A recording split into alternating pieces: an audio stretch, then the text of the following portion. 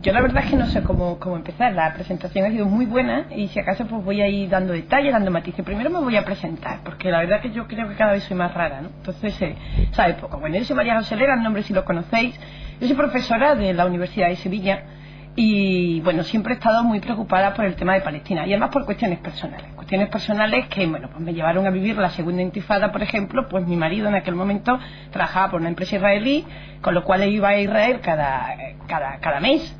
Y entonces yo en casa toda loca porque veías cómo los niños se enfrentaban con los tanques, o sea, se enfrentaban con las piedras y cómo los mataban, y él estaba allí. Entonces yo le llamaba, ay, ¿qué ha pasado? No, aquí no pasa nada. Yo decía, pero ¿cómo no pasa nada? ¿Y tú has visto en la tele si estás muriendo por...? Entonces ya me di cuenta que efectivamente algo raro estaba pasando, porque los israelíes vivían muy bien, pero en cambio los palestinos se morían por miles. Y entonces, bueno, pues esto me llevó a conocer la prensa israelí, porque cada vez que él iba, que era una vez al mes, me traía todos los periódicos. Entonces cuando yo leía los periódicos israelíes, yo decía, esto no puede ser normal, porque los periódicos israelíes detallaban en aquel recuerdo algunos, Sharon diciendo, hay que matar a Yasser Arafat, el mayor terrorista de la tierra. Yo decía, esto no se puede decir, ese hombre es el presidente de un pueblo sin tierra, pero es el presidente, ¿no? Entonces te dabas cuenta que algo raro pasaba. Y bueno, así fueron las cosas hasta que, por cuestiones de azar, de suerte o como se llame, me invitan a dar una conferencia en Palestina. Entonces yo soy experta en psicología y experta en educación, entonces pues me llaman a dar una conferencia en Ramallah, una conferencia sobre la educación en Europa. Así que me voy a Ramallah, esto fue en el 2004, y me voy a Ramallah. Y cuando estoy en Ramallah, que es donde estaba Yasser Arafat, eso está en Cisjordania, ahora mismo es como la capital de Cisjordania. Pues nada, di una charla así, bueno, había mucha más gente, todos eran profesores, y en una conferencia internacional. Entonces pues me di cuenta que los palestinos son exactamente iguales que nosotros. Todos tienen una cara de palestino, o todos los palestinos tienen cara de andaluces, ¿no? Y entonces, bueno, y no solamente la cara, sino el humor, la forma de ser, el cómo te invitan a sus casas, la formación que tienen, ¿no? Es decir, que yo no iba a un país del tercer mundo, yo era igual que si estuviese en Écija. Lo único que pasa es que lo hago en inglés porque yo no hablo árabe, pero ellos sí hablan inglés. Desde que Inglaterra fue la colonia, o sea, ¿cómo era el imperio? ¿Cómo fue? Bueno, que Inglaterra dominaba sobre la zona, hay 3 lenguas oficiales, ¿no? Que es el hebreo, el árabe y el inglés. Entonces allí prácticamente todo el mundo habla inglés. A partir de ahí, eso fue en el 2004, además me cogió que estaban haciendo una ofensiva muy grande en Gaza, estaban matando en Gaza, como siempre. Si lo de Gaza lleva así toda la vida. Y bueno, entonces aquello te conmueve. Ramallah fue tomada por los tanques con nosotros allí, justamente por la opresión de Gaza, con lo cual también vivía que cuando atacaban en Gaza, también atacaban en Cisjordania, aunque no fuese con misiles, pero sí atacaban con los tanques. Puedes llegar a un colegio para verlo y visitarlo y no poder entrar porque el tanque se ha puesto en la puerta, y lo alucinaba y dice, ¿pero qué es un tanque en la puerta del colegio a la hora del recreo? Claro, esto era una provocación directa a todos los niños, todos los chiquillos allí con la piedrecita de que podían hacer, sabiendo que una piedra pues es un disparo, ¿no? Entonces, bueno, a partir de ahí dije, aquí hay que hacer todo lo posible. Y todo el mundo debería de hacer todo lo posible. Porque no se ha visto pueblo más humillado, no se ha visto pueblo viviendo bajo este tipo de violencia, donde la sufre desde el más pequeñito bebé hasta la persona más adulta, en cualquier sitio, tanto de Cisjordania como de Gaza, como de Israel, porque también visité a los palestinos que se quedaron en Israel. En Israel, como bien ha dicho, vive 1,5 millones, 1.200.000 palestinos, que también viven en condiciones bastante inhumanas, no tanto como la Franja de Gaza, no tanto como Cisjordania, pero también viven en una apartheid, en una diferencia, no tienen los mismos derechos, en fin, no tienen trabajo, no tienen muchas cosas, ¿no? Entonces dije eso, pues tenemos que hacer todo lo posible. Entonces, claro, yo me mando en mí, dije, bueno, pues yo en mí, ¿qué puedo hacer yo? Todo lo posible por Palestina. Soy profesora universitaria, entonces me fui a los estatutos de mi propia Universidad de Sevilla. Y en los estatutos de la Universidad de Sevilla pone que es una institución dedicada a la defensa de los derechos humanos y a la difusión del conocimiento y la utilización de este conocimiento para la mejora de la vida. Digo, pues ya está, pues mi institución tiene que participar en esto, porque lo dicen sus propios estatutos. Y a partir de ahí empezamos a hacer convenios de colaboración, a desarrollar proyectos que son de cooperación, pero no son de cooperación. Es decir, yo con Palestina trabajo igual que trabajo con Noruega, igual que trabajo con Alemania, igual que trabajo con Bélgica. Yo trabajo exactamente igual. Tengo un proyecto europeo, pues a mí lo llevo a Palestina. Tengo que hacer una investigación, pues igual que la hago aquí en Sevilla, también la hago allí. Entonces simplemente compartimos como cualquier otro país o otro, yo qué sé, no, como no es país, otro pueblo más, si queréis. ¿Por qué? Porque, insisto, el nivel de formación de los palestinos es una cosa impresionante. ¿Y por qué es impresionante? Por muchas razones. Una es porque ellos tienen claro que solamente podrán ganarla a Israel a través de la educación. Ellos tienen que saber muchas leyes para poder ganar los juicios y poder quitar ese muro. Ellos tienen que saber muchas lenguas para poder comunicarse y que la gente los escuche. Tienen que ser muy listos, porque tienen que saber más que su enemigo, al que llevan enfrentándose o sobreviviendo a él durante 100 años. Yo recuerdo cuando yo empecé a hablar del sionismo, o llegabas aquí y hablabas del sionismo, pues parecía como es una ideología, una cosa el sionismo. Tú vas a Palestina, el sionismo existe, claro que existe, como dicen ellos, son sionistas. ¿Por qué? Porque antes de ser Israel fueron los sionistas, ¿no? Entonces ellos lo conocen cómo se la juegan, conocen las estrategias que tienen, ¿no? Entonces, pues esto me ha llevado, pues que cada 2 meses, por una razón u otra, estoy allí. Y tengo muchos proyectos en Gaza, porque Gaza es la zona más sufrida y más oprimida y donde mayor sufrimiento hay, ¿no? Y vamos por la educación. ¿Por qué la educación es tan alta? Por el propio interés que tienen los niños. Los niños se enfrentan diariamente a soldados, a checkpoints. Los checkpoints son los puestos de control, que los hay fijos, que los hay móviles, que les pegan a un soldado. No se le puede mirar a los ojos, no se le puede sonreír, no se puede levantar la cabeza, te meten en cola, si está lloviendo te dejan ahí hasta que te mueres de una pulmonía. Es decir, es todo. Es decir, yo aquel viaje, yo decía, yo me enfadaba con todo el mundo. Es decir, recuerdo que digo, voy a ir al consulado español, hombre, voy a ir a Jerusalén a hablar con el consulado, que sepan que estamos aquí y que ya ven qué están haciendo, ¿no? En ese checkpoint fue mi primera gran experiencia. Yo no daba crédito a lo que estaba viendo. Una mujer allí prácticamente pareando y nadie le atendía. Una ambulancia parada porque los soldaditos estaban jugando al ajedrez. Y hasta que no se acabara esa partida de ajedrez no pasaba la ambulancia, ¿no? Pero así todo. Los palestinos retenidos, siempre con pistolas que les están apuntando. Tienes que pararte, tienes que hablar con los soldados. Muchísimas veces consigo que liberen a los palestinos y se liberan. Es decir, que los soldados, cuando se habla con ellos, si soy internacional o extranjera, sí se puede hablar con ellos. Si eres palestino, no. Pero si siendo extranjera, sí te aceptan que hables, ¿no? Entonces hablo por ellos y los hacemos reaccionar mínimamente, ¿no? Entonces, bueno, pues, y la otra razón por la que tienen también un nivel educativo tan alto, y ya aquí empieza uno a meterse en el tema de Palestino y ve que efectivamente hay tantas trampas. Los acuerdos de Oslo, que yo tampoco me lo he estudiado en detalle, pero cuando uno va allí tanto, todo el mundo habla de los acuerdos de Oslo, que supongo que os suenan, ¿no? Por lo menos la palabra, los acuerdos de Oslo, prohíben que se saquen títulos de doctorado en Palestina. Con lo cual un profesor universitario tiene que ser doctor. Yo soy doctora en psicología, pero allí no se puede hacer un doctorado, porque está prohibido por los acuerdos de Oslo. Entonces, claro, tienen que irse como pueden al extranjero a hacer el doctorado y después vuelven. ¿Eso qué ocurre? Porque son expertos. Hacen el doctorado en Suecia, te lo hacen en Noruega, lo hacen en las mejores universidades norteamericanas o en Egipto o en donde sea. Entonces tienen grandes contactos internacionales, por eso las movilizaciones de ahora están siendo tan grandes. Porque finalmente los palestinos tienen amigos en todos sitios. Y tienen amigos porque comparten la realidad de cada uno y porque donde llegan se adaptan y porque son, no voy a decir pacíficos, sino súper pacíficos. Y yo a veces digo, si soy hasta tonto, si yo fuese palestina yo creo que yo sería de otra manera, porque ellos aguantan y aguantan y aguantan. Aguantan tanto. Yo nunca he visto un pueblo que aguante tanto. Cuando yo llegaba a veces de los checkpoints decía, yo no puedo más, porque no, me decía, tranquila. Y lo que se aprende, que se aprende, que a mí no me dije que se aprendió nada, se aprende a tolerar la frustración. Se aprende a uno estar sereno a pesar de las condiciones. Yo decía, si es que vamos a sacar positivo hasta de los checkpoints. Vamos, si es que esto es, lo de los palestinos es para hacer un capítulo aparte, ¿no? Entonces eso les lleva, pues eso, a tener una gran motivación, estudian mucho, tienen unos grandes niveles y permiten que tengamos un intercambio, ya os digo, como aquí o incluso mejor, ¿no? Y bueno, y entonces a partir de ahí me meto en el tema, ¿no? Entonces, ¿qué análisis hago yo de la situación? Yo comparto totalmente el que hemos hecho aquí porque es perfecto, todo bien, pero yo soy psicóloga y me dedico además a la violencia escolar, es uno de los temas que yo llevo, ¿no? Entonces, cuando voy allí, pues eso es lo que me doy cuenta, que aquello no es conflicto, que aquello es violencia.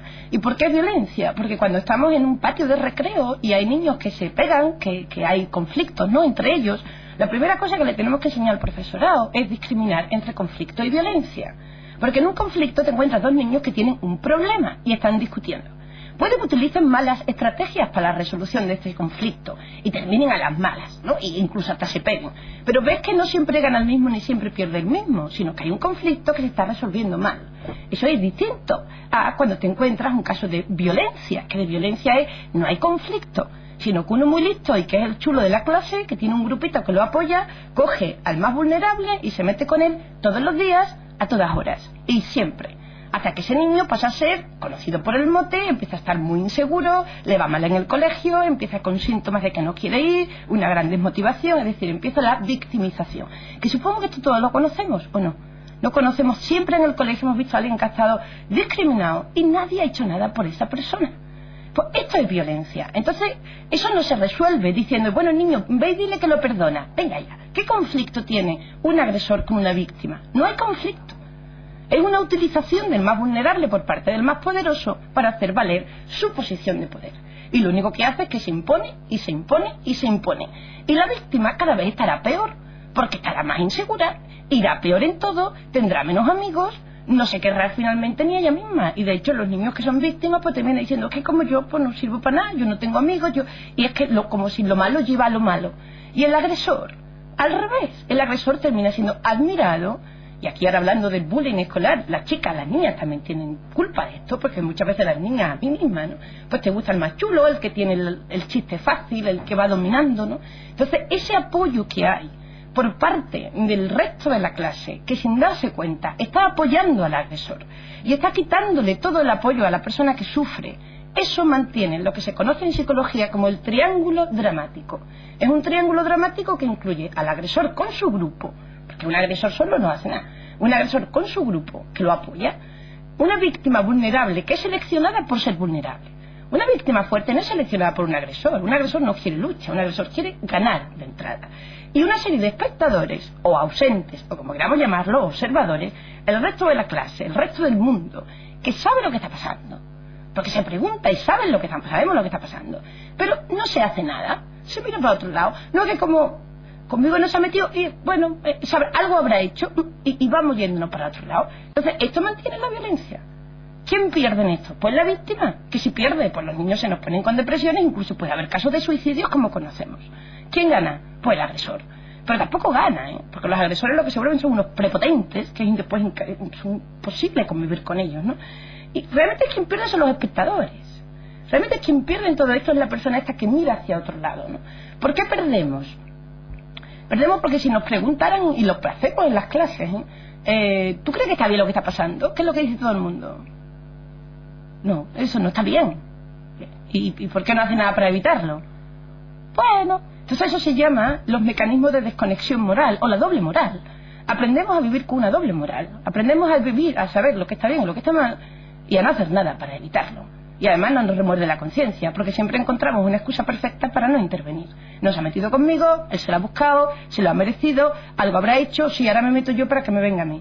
Y este aislamiento, este individualismo mantiene la violencia. Entonces, esto lo contamos en las clases. Esto es el modelo del bullying. Esto hay un montón de dinero siempre por todas partes porque la violencia hay que corregirla.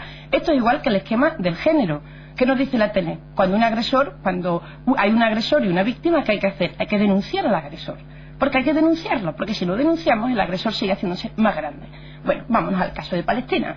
En el caso de Palestina, para que se dé violencia, una cosita que es muy simple pero está muy bien saberla, tienen que darse 3 condiciones, si no, no es violencia. Una es que los ataques tienen que ser intencionales, no vale que pase por aquí y de pronto yo te haga así, eso no es intencional, eso es sin querer, ¿no?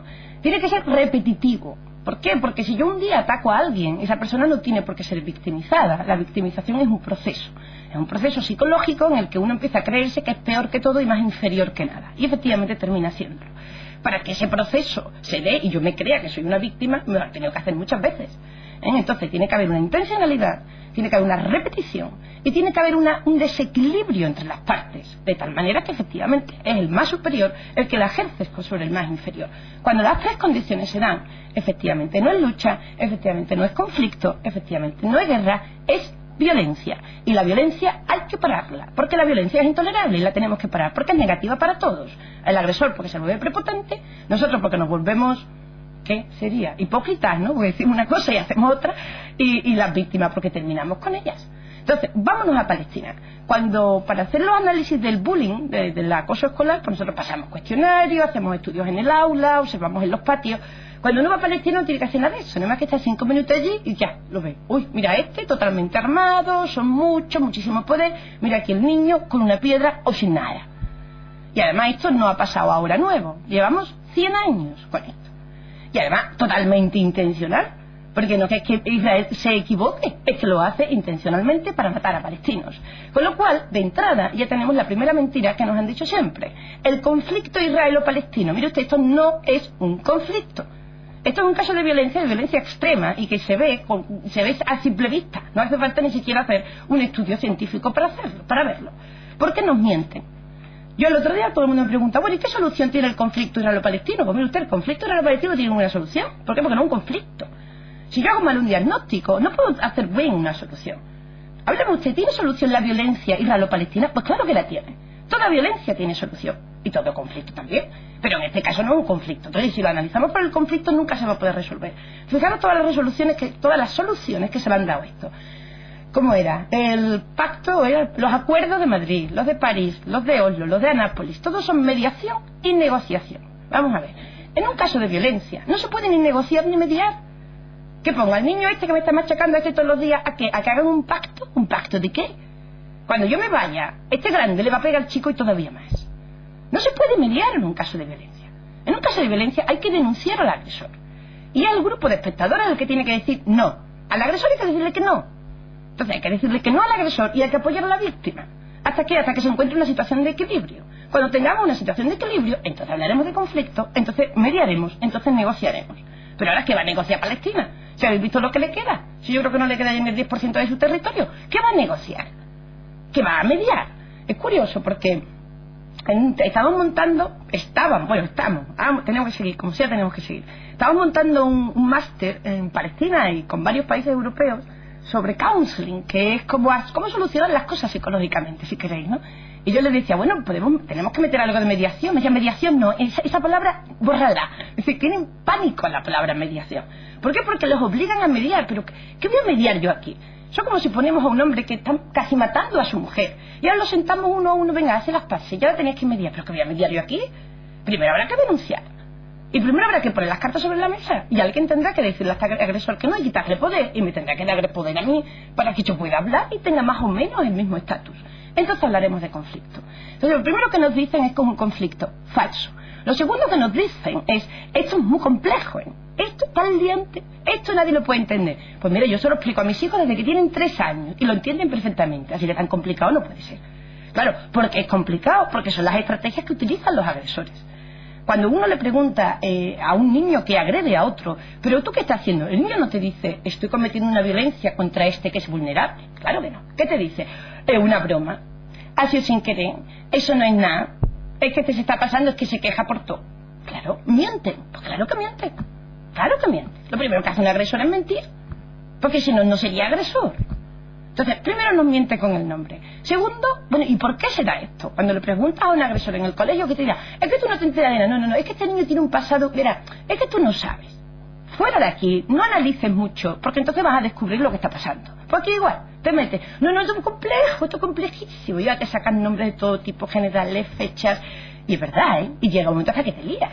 Fuera todas estas fechas. Yo siempre digo, la historia de Palestina, claro que hay que saberla, pero yo empecé todo esto sin saber mucho de la historia, porque tampoco hay que saber tanta historia para ver un cuadro tan claro de violencia. Ya después te vas analizando y vas viendo que efectivamente, cuanto más atrás te va, más violencia hay, con lo cual llega un momento y dices, mira, quizás no, mejor ni siquiera saber nada, ¿no? Entonces, ¿qué más estrategias utilizan, no? Por ejemplo, el derecho a la autodefensa, ¿no? ¿Qué te dice un agresor en un patio de recreo? Pues claro que me tengo que defender, es que se me atacó primero, pasa que tú no lo viste. Claro, igual que hace Israel. Claro, es que me atacó primero, lo que pasa es que no sale ahí las noticias. Es que ellos se lo estaban buscando, es que hemos sido provocados, ¿verdad? Como dicen tantas veces, ¿no? En el caso de la tregua, lo digo así fuerte en los medios de comunicación porque es que ya estoy harta, ¿no? En el caso de la tregua de ahora, por ejemplo, yo estaba en Palestina, yo tenía que entrar en Gaza no sé si fuera el 26, 27 de octubre, yo tenía que entrar en Gaza. Era invitada por la Organización Mundial de la Salud para participar en una conferencia internacional que se estaba organizando en Gaza, porque os digo, tienen un nivel increíblemente alto, sobre cómo afecta el asedio o el siege o el bloqueo que tienen, que se llama asedio, a la salud mental. Porque esto es único en la historia. Nunca había estado casi 2 millones de personas, porque no son 1,5 millones, son más de 1,5 millones, totalmente asediadas, es decir, sin que pase ni siquiera comida, durante 20 meses. ¿Tiene esto un efecto en la salud mental de las personas? Pues claro que lo tiene. Bueno, pues vamos a ir allí a estudiarlo y entonces nos juntamos allí 150 doctores expertos en este tema para analizar la situación y sacar de allí un conocimiento a ver cómo podíamos hacer, por lo menos para que los síntomas fuesen menores, ¿no? Bien, 2 días antes de salir de España nos escriben un correo electrónico a todos a decirnos que Israel nos impide la entrada a Gaza, a todos. los 150. Digo, bueno, pues no obstante, vamos para allá, a ver lo que hacemos.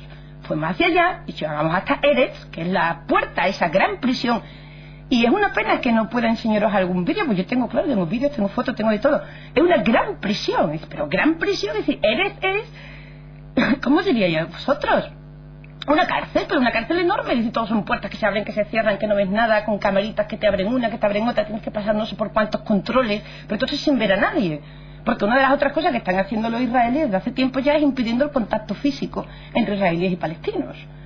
¿Por qué? Porque claro, si tú ves al niño palestino ahí medio llorando y el niño palestino se da atrás de tocar la emoción del soldado, el soldado es hasta humano. Solución, que no se vean, que no se toquen. Entonces los soldados están siempre ahí arriba, como si fuese, yo qué sé, ahí arriba en unas plataformas que están observando desde lo lejos, apuntando, y después abajo muchas camaritas y todas las cosas, todas las puertas se abren y se cierran automáticamente, ¿no? Bueno, entonces no pudimos entrar. Y entonces lo que hicimos, que hicimos la conferencia, se hizo en Ramallah, por videoconferencia. Es decir, que en Gaza, a pesar del asedio, a pesar de la falta de energía y de todo, se dieron trazas de tener un transformador para tener suficiente energía y transmitir por correo, por la ¿cómo se llama? Digitalmente o a través del satélite, de tal manera que yo estaba como aquí y mis compañeros de Gaza estaban aquí en la pantalla. Pero todos nos escuchábamos y participábamos, ¿no? ¿Qué ocurre? Que los que somos expertos ya y que vamos tantísimas veces, pues sabemos que en el momento que te impiden entrar es que van a atacar. Porque yo ya esto me ha pasado muchas veces. Que está para subir, no, María José, te llaman por teléfono, que no entre porque es que esta cosa es muy complicada, que va a haber unos ataques dentro de unos días y te tienes que quedar fuera. Cuando acaban los ataques te llaman, María José ya puede entrar. Esto se hace, esto lo hace el consulado español, con lo cual ellos saben cuándo van a atacar. Pues me ha pasado varias veces, me ha pasado. Total, que dijimos, ya van a atacar. Porque si no han impedido entrar, van a atacar. Y efectivamente, fue el 5 de noviembre cuando ya atacó Israel. Y atacó Israel y mató a 6 milicianos. Entonces, si eso yo lo he vivido allí, lo he vivido. ¿Cómo van a decir, mira, quién rompe la tregua? Entonces, hay que contar las cosas porque ¿verdad? Porque nos engañan, ¿veis? Nos engañan por activa y por pasiva. Esto es una de las cosas que dicen tantas veces los palestinos, es que nos engañan, María José, os engañan, nos engañan a todos. Que es otra de las estrategias que utilizan, ¿no? Y, decir autodefensa porque es mentira y engañar. Por ejemplo, recuerdo una vez que estaba yo aquí en España y veo la tele que resulta que había habido una negociación otra vez y que iban a quitar un checkpoint que había en Jericó, que era enorme, eran unas piedras allí, no se podía pasar. Nada, y veo en la tele la grúa ahí quitando las piedras. Digo, estupendo, ¿ves? Algo se ha conseguido. Llaman por teléfono. Oye, ¿qué ha pasado? ¿Han quitado las piedras? María José, ¿tú te vas a creer la tele? Hombre, si yo la he visto, que yo he visto, que yo... Dice, eso las quitan, ponen, mientras que están grabando, cogen la grúa, quitan las piedras, cuando se va a la tele ponen las piedras otra vez. Claro, es difícil de creer, pero es que a la semana me fui allí. La semana cogí un avión y fui a Jericó, y estaban las piedras. Entonces, es verdad que mienten. El otro día nos pasó con el corredor humanitario. ¿Recordáis que hace, no sé, cuántos, 3, 4 días? Fue cuando dijo Israel, se abrió un corredor humanitario después de cuando atacó a las 2 escuelas de la ONU, en que dijo 3 horas de tregua y un corredor humanitario. Pues yo me lo creí, porque si te lo dice verdad, te lo dice la radio, te lo dice todo el mundo. Menos mal que tenemos ya a Alberto Arce, que consiguió comunicarse con nosotros. ¿Qué decía Alberto Arce? Es mentira. Pusieron las cámaras de televisión, cuando entraron los camiones lo grabaron, cuando se fueron las cámaras de televisión los camiones se quedaron parados y punto, no entró nada. No hay tierra de tregua, no hay corredor humanitario, no hay nada, es mentira. Entonces cuando los conocemos mejor, sabemos que mienten. Pero a nosotros como nos cuesta trabajo, y ellos tienen ese cinismo, ¿no?, de mentir y de mentir. Como decía Alberto Arce, ¿por qué los periodistas no confirman la información? ¿Por qué? Porque sale una nota de prensa firmada por el gobierno israelí de que hay un corredor humanitario, todo el mundo se lo cree. Y en cambio nosotros damos una noticia y te piden 20.000 fuentes de información para constatar que eso es cierto. En cambio a ellos no les hace falta nada. Con lo que aquí entramos en la otra gran fuente o gran columna que tienen ellos de poder, que es el control de los medios de comunicación. Control de comunicación que empezó ya a principios del siglo XX, porque lo primero que hicieron fue juntar dinero y comprar los medios. Eso fue lo primero que hizo el sionismo. Con lo cual nos engañan como a tontos. Pero nos engañan. Y después si tenemos otra alternativa que decir, ¿salimos en los grandes medios? Pues no salimos, estamos censurados. Yo ya no escucho la radio, porque es que me enfado. ¿Habéis visto los tertulianos? ¿Quién ha estado en Gaza? ¿Quién conoce Palestina de la gente que habla ahí? Nadie. Lo que dicen que es mentira. ¿Por qué no llaman a un experto en Palestina? Pues porque diría la verdad. Y la verdad no se puede decir en un medio que sea grande, porque entonces la gente se informaría y toda la burbuja del sionismo se pincharía y veríamos al agresor. Pero nuevamente es lo mismo en un patio de recreo, si es que las estrategias son las mismas, ¿no? Las mismas. Bueno, lo del triangulito sí quiero que quede muy clarito, porque a partir del triangulito se ve eso, el papel que tenemos cada uno, ¿no? Y el papel que tenemos nosotros, los espectadores, ¿no? Entonces nosotros tenemos que reaccionar. Yo sé que estoy ante una gente que reacciona y que lo sabe y que muy bien, y tenemos que seguir así. Hay que quitarles apoyos a Israel y hay que dárselo a los palestinos. Cuando se mantiene una posición equidistante, que es una que hace, por ejemplo, Moratinos, ¿no? Que condena a Hamás y que condena a Israel, eso es mantener la violencia, ¿no? La posición equidistante del agresor es esa de, bueno, yo con los dos, bueno, yo no tomo partido. Eso sirve para mantener la violencia, eso nos hace cómplices directos de la violencia. Así que todo aquel que diga que condena a los dos es cómplice de la violencia. Además, ahora yo creo que lo único positivo, y yo que soy así de optimista, que busco lo positivo donde no lo hay, de esta tragedia humana, porque efectivamente lo que os decía, no se ha visto una cosa igual. El genocidio lo estamos viendo en la tele y ahora ya 1.200 muertos y miles y miles que van a venir, porque los heridos son muertos, ¿eh? Los heridos que hay allí, faltan miembros, infectados con uranio empobrecido, los heridos son muertos, y para cómo atacando el hospital, o sea que los muertos se van a contar por miles, ¿no? Entonces quizás lo único positivo, y buscando mucho en lo positivo, es que nos está sirviendo para detectar, para observar, para encontrar dónde están escondidos los sionistas, porque la situación es muy crítica. Entonces hasta ahora el que decía, hombre, yo que no me meto con ninguno, ¿verdad? Porque los dos tienen su derecho y los dos, ese era sionista, pero bueno, nos aguantábamos. Ahora ya no. La persona que dice eso es sionista. Hombre, evidentemente la persona que apoya a Israel abiertamente también lo es, pero la persona que dice mantiene equidistante lo es. Entonces, ¿a quién estamos viendo ahora mismo? Pues estamos viendo a todos los ayudantes del agresor. El agresor tiene una serie de ayudantes y una serie de animadores, que son los que le siguen el juego, los que le hacen fuerte.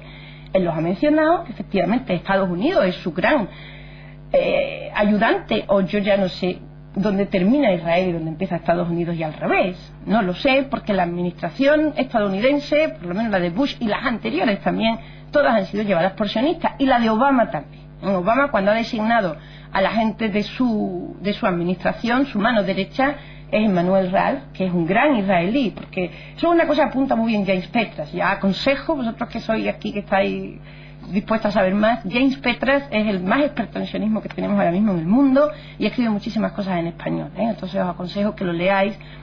Él ya señalaba hace tiempo, y se ha demostrado que es así, los israelíes tienen todos dobles o triples nacionalidades. La administración Bush tiene casi todos dos nacionalidades, son israelíes y son estadounidenses, con lo cual no se sabe dónde empieza uno y dónde termina el otro, ¿eh? Esto para qué, por eso es el ayudante, pero yo no sé ya si también es el mismo, ¿no? Pues después tenemos los ayudantes de abajo, los que están ahí, venga, que nosotros también queremos el papel, ¿no? Queremos un poquito de este pastel.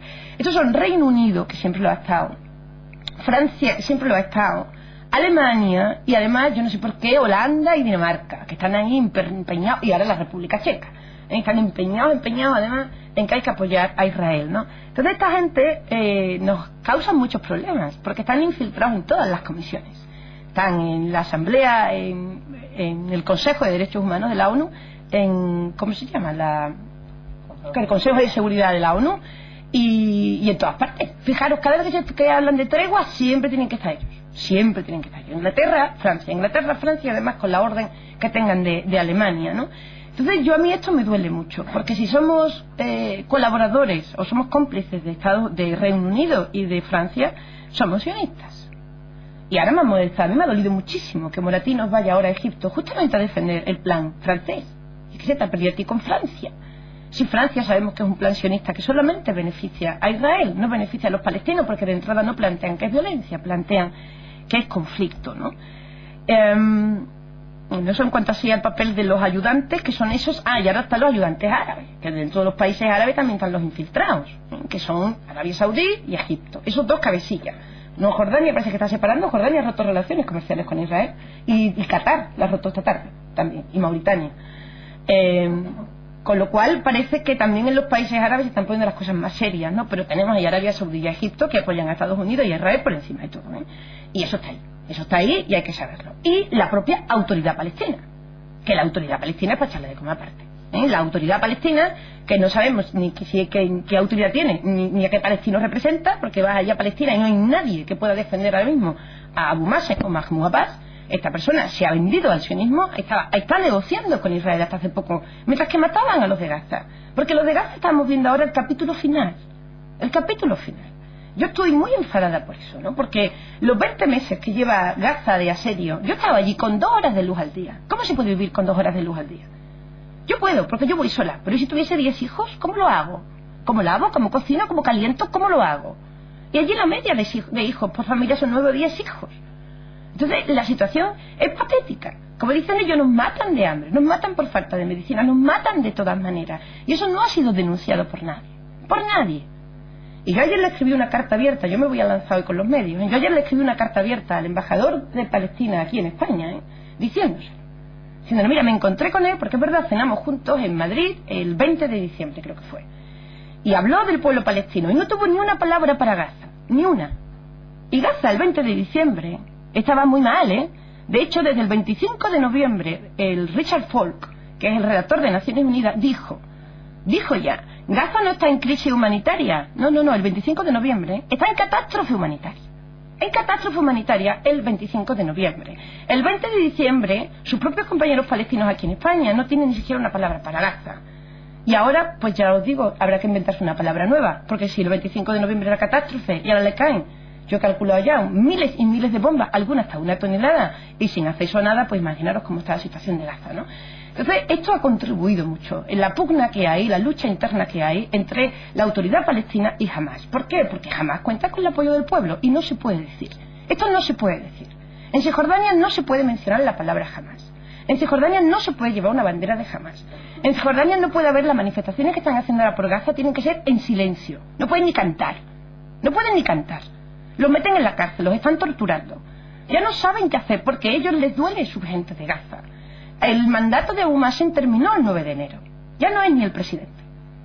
Y ahora mismo si hubiese elecciones generales en Palestina, por supuesto que ganará Hamás, pero por el 100% de los votos. No por nada, sino porque defiende la resistencia palestina, defiende que es un pueblo digno, que tiene derecho a luchar y sobre todo derecho a mirar a su agresor a la misma altura. Tú no me considerarás a la misma altura, pero yo la tengo. No tengo por qué ser tu víctima. El pueblo palestino se resiste a ser victimizado. Se resiste a pensar que es inferior. Se resiste a pensar que es inseguro. Tú me machacarás, pero nosotros seguiremos adelante. Y la verdad es que esto es un valor que cuando estás allí lo vives y sobre todo se vive en Gaza. En Gaza es donde la gente, esto en psicología se llama resiliencia, ¿no? La resiliencia es la capacidad que todos tenemos para superarnos, para sobreponernos a cualquier situación negativa que tengamos en la vida, ¿no? Una palabra que se coge de la física. Y hay materiales que son resilientes, o incluso la jardinería. Por ejemplo, el césped resiliente es el que lo pisamos y después hace inmediatamente clac, y se pone en pie otra vez. Entonces esa es la resiliencia, ¿no?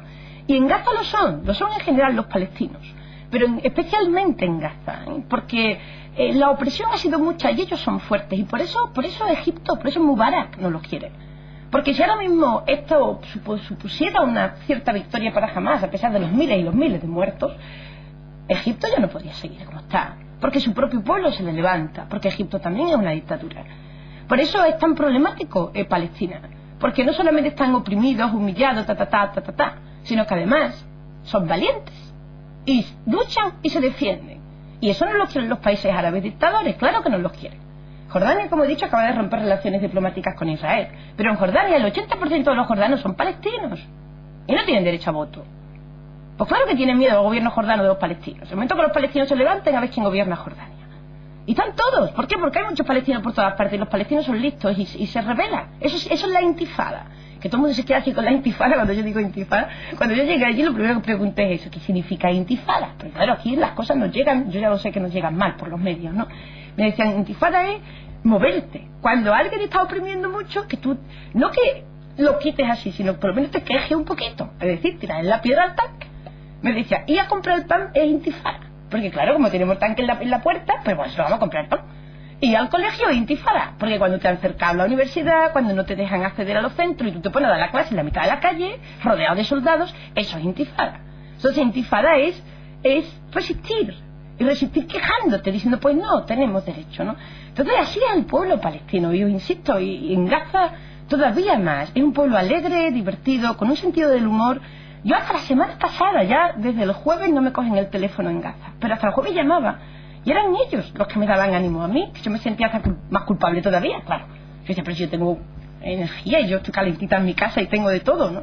Y eran ellos los que me decían, pero no te preocupes, María José, que no nos van a matar. Nosotros aguantaremos y no nos matamos. Estas personas que habían destruido su escuela, su piso, su bloque de piso, no solamente su piso, su bloque de piso, se han quedado absolutamente sin nada, sin sueldo, sin casa, sin familiares, porque a estas personas se les han matado ya por lo menos a 4 primos, eso fue la semana pasada, y a pesar de todo esto, que viven con niños pequeños que no pueden dormir, porque los bombardeos son cada 20 minutos, y a pesar de eso, y que me decía además Susana, se llama Susana, ¿no? Me decía María José, es que es más, ella en inglés, ¿no? Me decía, es más que killing, es más que matarnos, si esto es inhumano.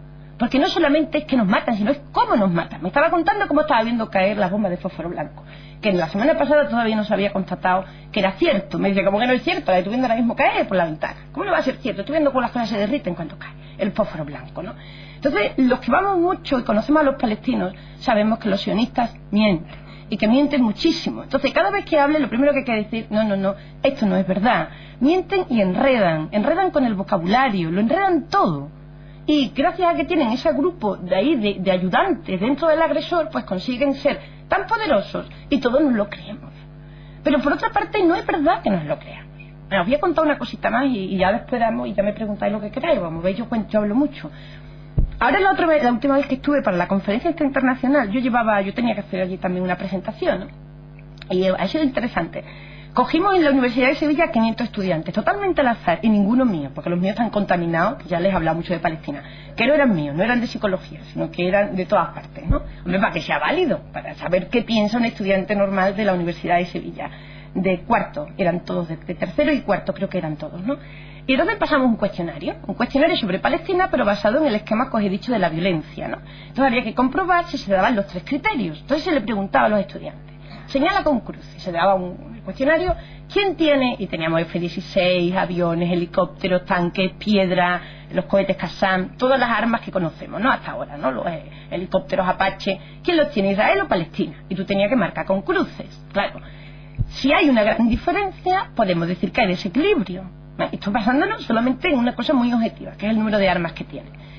Siguiente pregunta, ¿cuántos muertos ha habido desde el 2000? Desde el 2000, como Israel también te mete los libaneses y te mete de todo junto, pues al final no sé si son 100, una cosa así, pero eso metían un montón. Y los palestinos ya no superaban los 6.500, y ahora ya estaban por 8.000 o 9.000. Entonces, claro, la diferencia otra vez enorme, ¿no? La siguiente pregunta, ¿cuál era? Para ver si era intencional, ¿no? Si intencional significa que si se ha dado cuenta o no se ha dado cuenta Israel de que lo está haciendo mal, ¿no? Entonces era, ¿cuántas resoluciones de la ONU sin cumplir tiene Israel? Yo le he contado 144 resoluciones de la ONU sin cumplir. Hay un político británico que me encanta que dice, más si ponemos a todos los países del mundo juntitos, y a Israel ha incumplido más resoluciones de la ONU que todos los países del mundo juntitos, que son 191 países, ¿no? Y nadie dice nada, con lo cual es intencional, porque no es una vez que no se ha dado cuenta. Han sido muchas, y además con resoluciones que culpan lo que está haciendo, que criminalizan su comportamiento, y sigue sin hacer nada, ¿no? Y después repetitivo, es decir, ¿cuántas veces lleva haciendo esto? Y le poníamos al estudiante que pusieran cuánto tiempo lleva esta violencia, ¿no? Y efectivamente, bueno, pues le ponían 5 años, 10, 15, bueno, en fin, llevan 100 años, ¿no? Con esto, ¿no? Y después le preguntábamos, une con flechas, Israel, Palestina, Estados Unidos, Europa y la ONU. Y quién es el agresor, quién es el ayudante del agresor, quiénes son los que observan, ¿no? Quién es la víctima. Y el 80% de ellos decían que Israel era el agresor y que la víctima era Palestina. Que Europa eran los espectadores, que estábamos aquí mirando el patio, los Estados Unidos era el ayudante del agresor y poco más, ¿no? Pero en cambio, los datos que tenían eran erróneos. Es decir, cuando yo le preguntaba quién tiene F-16, a mí casi todo el mundo me puso que los palestinos tenían tanques. Como he dicho, ¿cuándo habéis visto vosotros un palestino con un tanque? El palestino nunca tenía un tanque. Ni un tanque, ni un helicóptero, ni un avión, ni nada. El palestino lo que tiene son piedras, como muchos carnalmicos viejos que le han vendido los rusos, que tampoco los he visto, pero supongo que algunos tendrán alguna vez, y los cohetes Qassam, que son, como tú bien has dicho, fuegos artificiales. No tienen más. En cambio, la gente se confunde, y la gente intenta poner más crucecitas.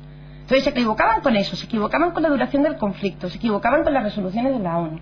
Pero a pesar de los errores que tenían, después sí veían el cuadro. Y te ponían que uno era el agresor y que el otro era la víctima. Por eso yo insisto que la gente lo ve. Claro que lo ve. Cuando nosotros preguntamos en una clase, aquí en esta clase, ¿quién pega? Y los niños te lo dicen. Este pega. Y todo el mundo lo sabe quién es el que pega. Y todo el mundo sabe a quién le pegan, porque es la víctima. Se sabe. Aunque no veamos directamente las cosas, ¿no? Entonces yo confío en esa intuición que es generalizada. Sabemos todos que los palestinos llevan 100 años sufriendo. como yo digo, si no hay pueblo que haya sufrido más que el pueblo palestino, si llevamos toda nuestra vida comiendo con los palestinos muriéndose en el telediario, ¿o no es así? El pañuelito muriéndose, ¿no? Entonces tenemos que sacar esa intuición que tenemos, que es cierta, y buscar datos que lo confirmen y que están muy facilitos de encontrar, están en todas partes, ¿no? Ya lo último que os voy a contar, y ya abrimos el turno de preguntas, ¿no? Volviendo a la psicología, nosotros hacemos mucho análisis psicológico, porque trabajo con muchos psicólogos de allí de Gaza, entonces siempre estamos analizando la situación en términos psicológicos, ¿no? Entonces hay un experimento en psicología, que es de un tal Seligman, que se llama el experimento de la indefensión aprendida. Este experimento es cruel, pero lo voy a contar. Este hombre cogía una jaula y la dividía por la mitad. En una jaula metía un perro y en la otra metía otro perro, ¿vale? Y él se dedicaba a darle corrientes eléctricas, a ver qué hacía el animal. Con lo cual lo que se descubre es que si te dan corriente eléctrica, hagan lo que haga por todas partes, pues el animal llega a lo que se llama el síndrome de indefensión aprendida. Es decir, que se queda sin hacer nada, como si se muriera sin hacer nada así. Y ya está. Llega un momento que no reacciona ante nada, de tal manera que es prácticamente una muerte emocional, porque se niega a vivir, porque haga lo que haga, le llegan las corrientes eléctricas. Bien, pero uno de los perros tenía una palanca dentro de la caja. La palanca no servía para nada, es decir, las corrientes se le daban igual al perro, como dándole a la palanca y sin dándole a la palanca. Pero en cambio el perro que estaba con la palanca, una vez que ya se terminaba el experimento, se recuperaba psicológicamente. Y no le quedaba esa traumatización de quedarse así, que además pierden masa ósea, en fin, que hay una serie de síntomas también físicos, ¿no? Sino que se recuperaba. Con lo cual, ¿por qué se recuperaba el perro? Porque por lo menos podía hacer algo, aunque fuese darle a una palanca, aunque eso no tuviese ningún efecto con las corrientes eléctricas, pero te mantiene la mente activa, te mantiene que tú todavía puedes controlar la situación, aunque sea mentira. Entonces, Ahmed Abutaguajina, que es con el doctor que yo allí trabajo más, me decía, siempre eso, me decía María José, nos están sometiendo al experimento de la indefensión aprendida. Quieren que los palestinos nos muramos psicológicamente, que nos quedemos así ya sin hacer nada. Como no nos pueden matar todos físicamente, pues nos quieren matar psicológicamente. Entonces, ¿qué ha hecho Hamás? Ha encontrado una palanca. ¿Cuál es la palanca? ¿Qué palanca ha encontrado Hamás? Que no quita las corrientes, lo van a seguir bombardeando, haga lo que haga, pero encontró una palanca. ¿Cuál es la palanca? Los cohetes Qassam. Entonces tiene una palanca que yo no lo apruebo desde un punto de vista ético, porque yo no apruebo la muerte de nadie, pero desde un punto de vista psicológico lo entiendo, porque soy psicóloga también, no puedo ignorar mi formación, ¿no? Entonces ha encontrado la palanca, por eso Hamás es tan resistente, porque no quita la corriente, haga lo que haga, lo van a bombardear, eso siempre será así, pero él tira sus cohetitos. Y eso le mantiene que son activos, que son personas, que están ahí luchando, que no, todavía no me he extinguido, que todavía no me voy a morir psicológicamente, ¿no? Entonces esto, por lo menos, que lo sepáis. Y ya, pues ya ni palanca ni nada, si ya lo que están es un campo de exterminio, porque están acabando con ellos por todas partes, ¿no? Y ya, bueno, la última cosita y ya sí que abro el turno de palabra, para que veáis simplemente que los atacan siempre, da igual lo que hagan, ¿no? La primera vez no, la segunda vez que yo fui a Gaza, o la tercera, no me acuerdo, en septiembre del 2005 fui a Gaza, ¿vale? Septiembre del 2005, ¿por qué lo recuerdo también? Porque en agosto del 2005 fue cuando Sharon quitó a los colonos que vivían en Gaza, porque Gaza estaba antes ocupada, ahora también está ocupada, pero ahora estaba ocupada físicamente, que estaban dentro. Dentro había 10.000 israelíes que ocupaban el 80% de la franja, y el 10% quedaba para el 1,5 millones de gazauis o palestinos que vivían allí. No tenían derecho a la playa, no tenían derecho a nada. Bueno, en el 2005 Sharon dice que él es un hombre de buena voluntad y paz, que eso ya, fijaros, el cinismo que este terrorista puede decir, lo dice públicamente. En un acto de paz, quitó a los colonos que vivían allí. ¿Recordáis aquella escena de que se amarraban, de que no querían salir? Entonces él dijo, yo me enfrento hasta mi pueblo para quitarlo, lo quitó. Ahí llego yo, y en septiembre llego yo a Gaza. Y lo primero que me encuentro en Gaza es todos los cristales rotos. Entonces pregunto, pero todos, universidades, colegios, casi todos los cristales rotos, todos, de todas partes. Entonces, claro, pregúntanos, ¿qué ha pasado en Gaza? Porque están todos los cristales rotos. Entonces, no es que hemos tenido bombas sónicas. Bombas sónicas. Entonces, claro, que son las bombas sónicas, los F-16, que pasan muy bajo, superando la velocidad de la luz, crea un vacío que hace y lo rompe todo. ¿Por qué en septiembre del 2005? Porque si antes lo hubiesen hecho, también se hubiesen visto ellos mismos afectados. Entonces quitan a los israelíes que allí vivían para tener ya la franja limpita, para poder bombardear como quisieran. Y entonces no había cohetes. Por eso digo que siempre bombardean, si no sónica, sin sónica, lo que sea. ¿Por qué no bombardean en Cisjordania? Porque en Cisjordania no bombardean. Pues porque están allí los colonos. Cisjordania está totalmente cogida por colonos israelíes. En el pueblo que esté de Cisjordania estás viendo todas las colinas, todas llenas de... Se llaman colonos, son israelíes que viven en Cisjordania, que apedrean a los niños, y a mí, y a todo el mundo. Un día ven el taxi y me encuentro un palestino muerto y dice, no, ese que lo han matado a los colonos. Pues yo me voy a matar a los colonos. Pero así, es decir, cuando tú has dicho 256 muertos y más, cabrón, porque yo creo que ya es que hay muchos que ni se cuentan, vamos, si es que esto es... Vivimos con los palestinos muriéndose. Yo creo que ya hemos aceptado esa cancioncita, ¿no? Que muere un palestino y que muere un palestino. Pues son palestinos, son seres humanos, y además de una dignidad que ojalá quisiera el mundo tener más palestinos para ser más digno también, ¿no? Entonces, bombardean siempre. Eso es la conclusión. Y cuando uno va allí, pues lo ve. Y lo ve. Y entonces ya te das cuenta cómo te engañan. Porque esto de las bombas sónicas aquí no se enteró nadie. Pero pasa que yo fui allí, ya lo cuento. ¿Y quién me lo publica? ¿Me lo publica el país? ¿Quién me publica a mí eso? ¿Rebelión? Que es el único que publica todas las cosas que escribimos y que otra vez las volvemos a leer nosotros. Pues claro, porque está el veto Claro, está el veto de los grandes medios de comunicación. No se pueden decir las grandes verdades, ¿no? Porque no quieren que se digan, ¿no? Y yo creo que yo he contado por lo menos muchas cositas, ¿no? He dado así pinceladas y creo que hay un modelo que se puede analizar, ¿no? Y parece bien que me preguntáis cosas, que yo tengo mucho o no. Venga, ¿se abre un turnito o...? Gracias a vosotros.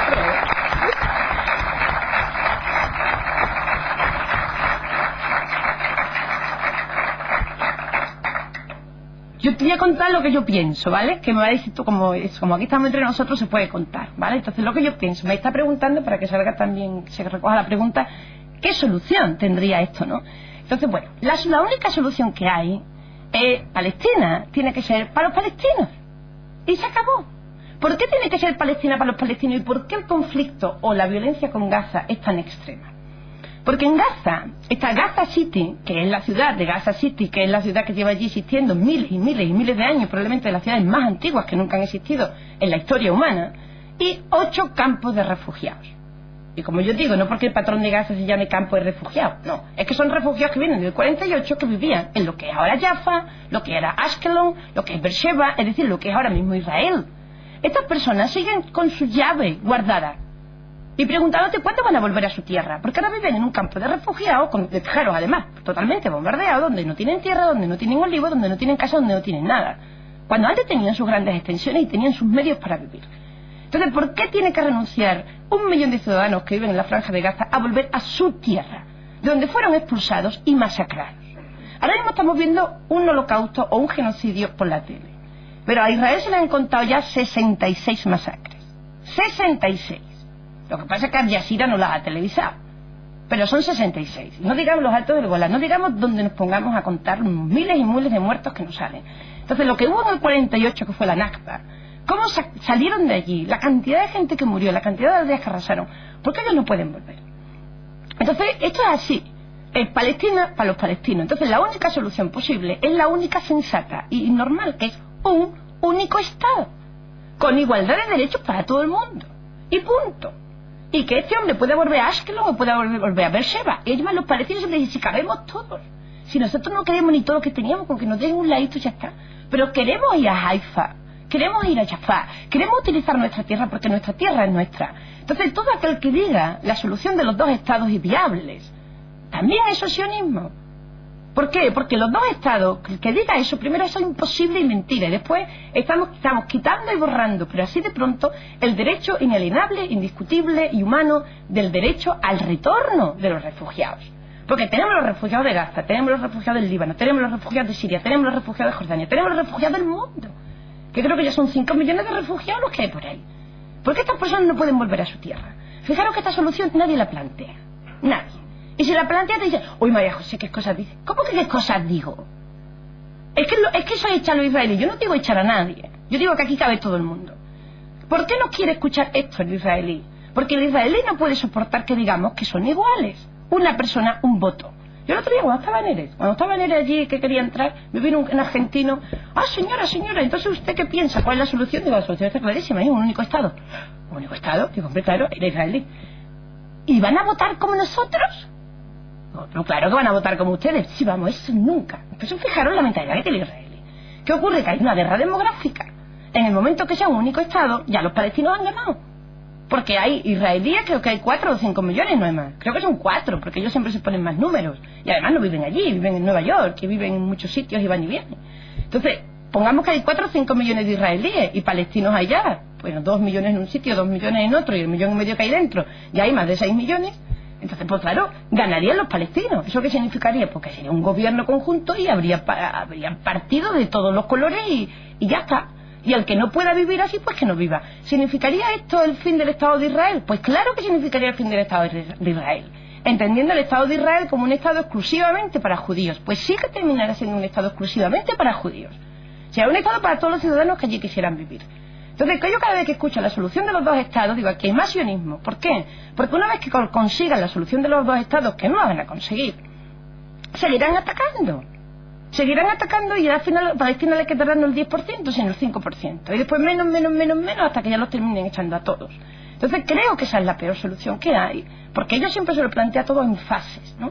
Bueno, hasta ahora tenemos el 80%, bueno, ya iremos consiguiendo lo que nos queda, ¿no? Entonces hay que decirles no, un único Estado. Yo antes decía, se llame como se llame, y ahora digo, no, se llama Palestina. Pero eso es porque ya estoy más enfadada todavía, ¿no? Pero el nombre se puede negociar. Entonces, se llame como se llame. Esto cuando se dice en Cisjordania, antes, cuando se decía en Cisjordania, la gente decía, ay, entonces, ¿no a la frontera del 67? Pues claro que no a la frontera del 67. Claro que no. Y la gente te lloraba. Te lloraban. Te decían, nos han impedido pensar eso. Yo he tenido que tragarme, meterme aquí, que Palestina tiene que ser estos 2 cachitos, este aquí y Gaza allí chiquitito, y no sabemos cuándo nos vamos a comunicar. Y nos han dicho que es así. ¿Y por qué tiene que ser así, un único Estado? Entonces lloran de alegría al pensarlo. Los de Gaza no, los de Gaza lo ven así, porque como la mayoría de ellos son refugiados, no pueden plantear otra cosa. Entonces los de Gaza, fijaros cómo son. En esta noticia, desgraciadamente no la archivé el otro día cuando la leí, pero la leí, os seguro que la leí. En la noticia era de diciembre, antes de empezar el genocidio este, ¿no? Y como claro, hay tanto paro en Gaza, porque la gente no hay trabajo, no hay cemento, no se puede hacer nada. Pues entonces los obreros de la construcción, como estaban en paro, dijeron, estas son las cosas que hacéis jamás, me parecen.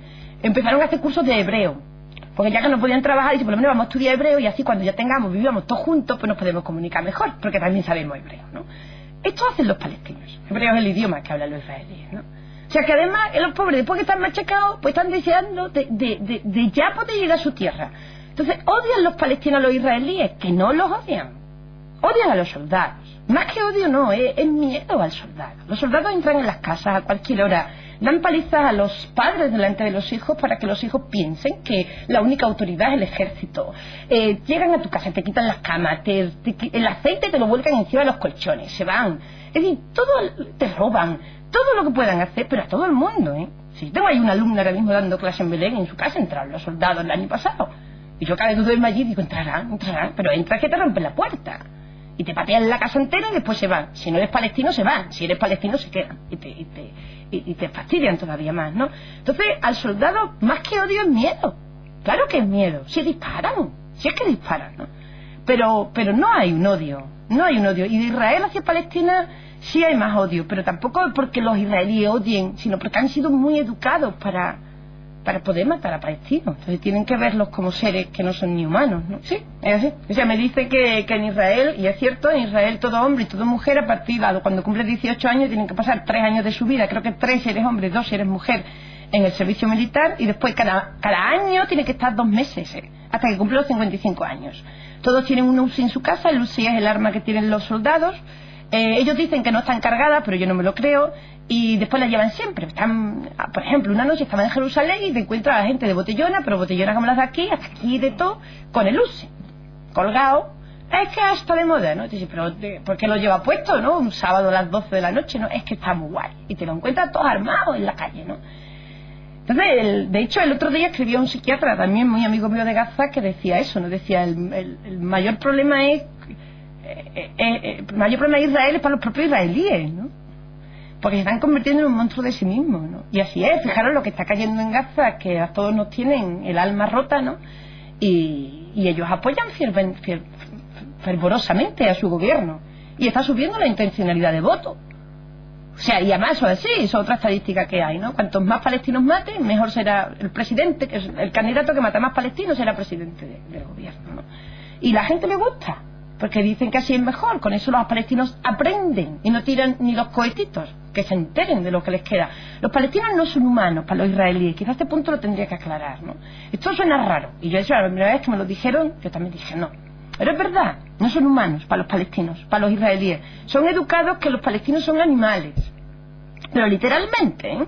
Pero además yo añado más, no un perrito, no un animalito mamífero, porque un mamífero despierta cierta emoción. Les inculcan que son animales, pero son cucarachas, que además que hay que aplastar muchas veces, porque muchas veces la aplastan y vuelven a saltar. Y esto lo dicen en las escuelas, ¿eh? El tema del holocausto judío, no lo quiero tratar bien porque estoy escribiendo de esto, ¿eh? Este verano empecé a escribir un libro sobre este tema y no está terminado y la información no la tengo tan contrastada. Entonces no quiero entrar mucho, pero sí te voy a deciros que los supervivientes del holocausto judío, algunos de ellos están en Israel todavía, ¿eh? Yo a esta gente me los he encontrado, yo los he visto, me los he encontrado con su numerito tatuado aquí en el brazo, manifestándose en Jerusalén, porque la pensión que cobran estos viejitos, que además son ya muy mayores y que tienen una mala calidad de vida, es de 200 euros al mes. Israel tiene un nivel de vida mucho más alto que el nuestro. Entonces, manifestándose y diciendo, ellos que son las víctimas del holocausto palestino, del holocausto judío, ¿dónde está el dinero? Porque el dinero no llega a ellos. Entonces, cuando estás allí también te das cuenta la utilización del holocausto por parte del sionismo para conseguir el apoyo de los pueblos. Hay un libro muy bueno que se llama La industria del holocausto, que lo ha escrito Norman Finkelstein. Norman Finkelstein es un autor norteamericano, es descendiente, sus padres murieron en un campo de concentración nazi y escribió ese libro. Por supuesto, este hombre está prohibido que entre en Israel, ha sido expulsado de la universidad, tiene puesto todas las denuncias que queráis, porque claro, esto no se puede denunciar y escribir, y además siendo judío, porque él es judío y tiene todo el derecho a contarlo, ¿no? Se llama La industria del holocausto, es cómo se ha utilizado el holocausto para la victoria del sionismo. Entonces, no son los mismos, ya no podemos decir, es que los que hicieron esto, mira los que lo están haciendo. No son los mismos. Los descendientes del holocausto están muy discriminados en Israel, son los que menos cobran, son pobres y no tienen ni servicios. Así que hay otra muestra más de cómo se está utilizando el holocausto cuando ni siquiera allí son admirados. Pues sí está el museo, pero mira cómo tienen a las personas. Y después de que esto salió en la prensa, el hombre le subió el sueldo a 300 euros al mes, ¿eh? Le subió 100 euros. Después del dineral que coge de todos los países occidentales, especialmente de Alemania, del dinero que mete en Israel para las víctimas del holocausto. Las víctimas del holocausto siguen siendo víctimas. Siguen siendo víctimas. Esto es el sionismo. No tiene nada que ver ni con el judaísmo, tampoco tiene nada que ver, que antes has dicho judíos, ni con el judaísmo. Fijaros que cuando los sionistas empiezan a llegar a Palestina, porque cuando llegan a Palestina no llegan solamente los sionistas, empiezan también a llegar judíos religiosos. Pero los sionistas no, los sionistas empiezan a llegar y dicen, no, el judío no tiene religión, el judío es judío de sangre. De hecho, ellos son laicos. Los judíos de Israel son laicos, el 80% de ellos. Son laicos, ellos no creen en nada, por eso son tan liberales, pero tienen un ascendente que no se sabe cuál es, pero lo tienen. Entonces eso es lo que te da el derecho a tener pues, un trabajo en Israel, todos los préstamos que queráis, todo lo que queráis, el tener sangre judía, que curiosamente, por lo menos lo digo por curiosidad, por si algún historiador se quiere meter aquí, fue la primera definición del judaísmo que hizo Hitler. Porque claro, Hitler quería exterminar a los judíos. Y entonces, ¿qué significa ser judío? Eso dijeron, bueno, el que tenga un ascendiente de sangre judía, aunque no practicara el judaísmo. Y es la misma definición que han adoptado los sionistas. Y aquí, por eso es un tema que es muy delicado para hablarlo, pero sí es cierto que cada vez hay muchos documentos que muestran la vinculación que hubo en los años 40 entre los nazis y el sionismo, ¿eh? Y hay muchas cosas que son parecidas, con lo cual yo creo que hubo unas víctimas del holocausto judío, y las hubo, y que no se vuelva a repetir, y ahora mismo estamos viviendo el holocausto palestino. Y se está repitiendo delante de nuestros ojos. Estamos haciéndolo aquí. Entonces es muy interesante que hagamos estos análisis porque muchas veces nos hemos preguntado, lo hemos hecho todos, ¿no? ¿Cómo pudo la sociedad alemana, ¿no? Tan culta, tan bien formada, tan inteligente, permitir eso, ¿no? Pues eso es lo que nos van a preguntar nuestros hijos. ¿Cómo pudimos permitir esto? Y además visto por la tele, porque cuando el holocausto judío no salía en la tele, ahora sí lo tenemos en Al Jazeera, ¿no? ¿Cómo no lo pudimos permitir? Pues porque nos han educado para que seamos espectadores. Y para que seamos espectadores buenos, que significa manteniendo una equidistancia, y mientras el agresor sigue haciendo lo que le da la gana. Entonces hay que romper esa equidistancia, hay que poner nombres, hay que definir y hay que señalar. Y al agresor hay que decirle, tú agredes. Y si le dices tú agredes, y dice, eso me estáis insultando, entonces, o me ofende, porque usted no agreda, y entonces yo no le diré agresor, yo no puedo hacer más nada. Yo cuando me dice, tú no puedes decir que Israel asesina, bueno, vamos a ver si Israel asesina, y le he contado ya 1200 en 3 semanas, pues eso es asesina, ¿no? Si no te quiere que te diga que asesina, pues no asesina, y entonces te diré otra cosa, ¿no? Entonces yo creo que debemos de ser muy cuidadosos con los términos, ponerle a cada cosa su etiqueta bien puesta y sin miedos, pero tenemos que ser cuidadosos, ¿eh? Fijaros que yo he dicho todo el tiempo israelíes, yo solamente hablo de israelíes, es decir, ciudadanos de Israel. Yo no hablo de judíos. ¿Por qué? Porque la mayoría de los judíos no viven en Israel. Y hay muchos judíos en Israel. Hay un 20 o un 15% de judíos que viven en Israel, que por supuesto rechazan el Estado de Israel. Son los que están ahora mismo en manifestaciones en Jerusalén diciendo que esto es un genocidio. Porque dicen que ellos por supuesto tienen derecho a vivir en Tierra Santa, pero no a tener un Estado de Israel. Eso es Palestina. De hecho, estaban representados en el Parlamento cuando existía Yasser Arafat. Y ahora no están porque el Parlamento no existe. El Parlamento ganó jamás las elecciones y están en las cárceles. Eso, están en las cárceles secuestrados, no prisioneros. Que eso es otra cosa que me molesta muchísimo cuando la escucho en las noticias. Israel tiene 11.000 presos palestinos. Y Palestina tiene un soldado secuestrado. Un soldado se puede secuestrar. Un soldado es un soldado. Entonces un soldado es un prisionero.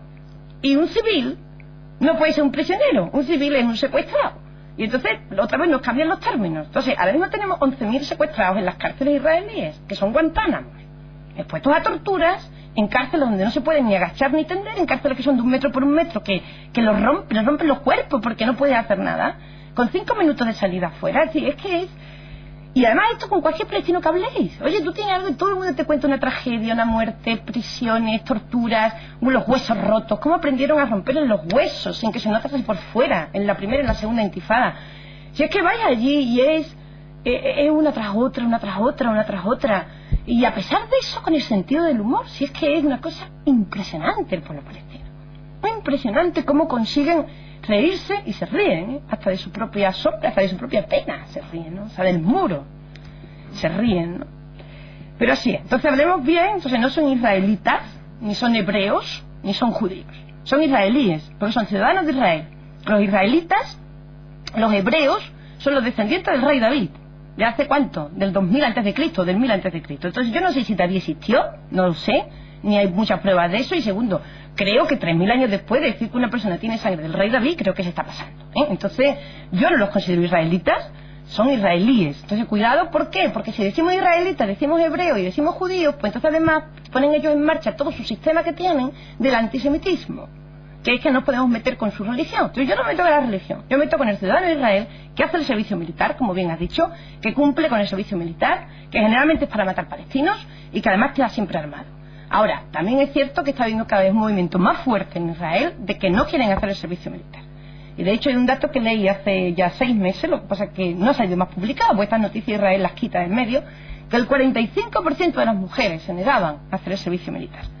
Creo que era el 45% de las mujeres y el 20% de los hombres. Y entonces lo que pasa es que, claro, si se niegan tienen que salir del país, no pueden después encontrar trabajo, están señalados, ¿no? Pero bueno, si son muchos, pues no pasa nada. Pero están los árabes, los palestinos que viven en Israel, que sí que están señalados simplemente porque son palestinos y no tienen derecho ni a coger un autobús, ni a meter a un niño en la guardería, ni a estudiar en la universidad, que ahora cuando llegan también son discriminados, ni a hablar árabe, ni a nada. Ahora ya, como bien ha dicho él, ni siquiera tener su propio partido, porque como ahora han hecho un montón de manifestaciones, pues entonces el castigo, pues ya no tenéis ni partido político que os represente, ¿no? Eso es lo que hay que denunciar. Hay que denunciar, hay que defender al pueblo palestino y denunciar todas estas cosas.